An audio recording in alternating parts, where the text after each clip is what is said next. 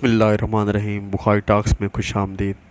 इंसानी गुनाहों का हालात पर असर। हज़रत मौलाना यूसुफ साहब के ज़माने का किस्सा है कि उनके ज़माने में महंगाई बहुत बढ़ गई। कुछ लोग मौलाना के पास आए और महंगाई की शिकायत की और कहा कि हम हुकूमत के सामने मुज़ाहरे करके अपनी बात पेश करें। हज़रत ने इनसे फरमाया, मुज़ाहरे करना अहले बातिल का तरीक़ा है।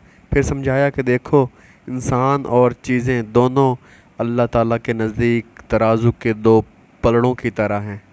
जब इंसान की कीमत अल्लाह ताला के यहाँ ईमान और अमाल साले की वजह से बढ़ जाती है तो चीज़ों की कीमत वाला पलड़ा खुद ब खुद हल्का होकर ऊपर उठ जाता है और महंगाई में कमी आ जाती है।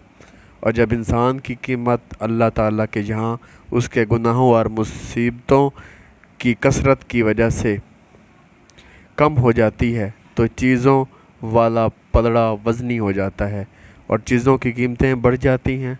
लिहाजा तुम पर ईमान और अमाल साले की मेहनत ज़रूरी है ताकि अल्लाह पाक के यहाँ तुम्हारी कीमत बढ़ जाए और चीज़ों की कीमत गिर जाए।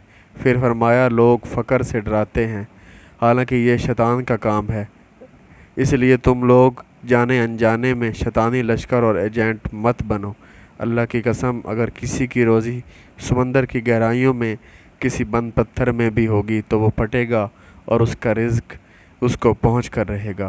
महंगाई इस रिज़्क को रोक नहीं सकती जो तुम्हारे लिए अल्लाह पाक ने लिख दी है।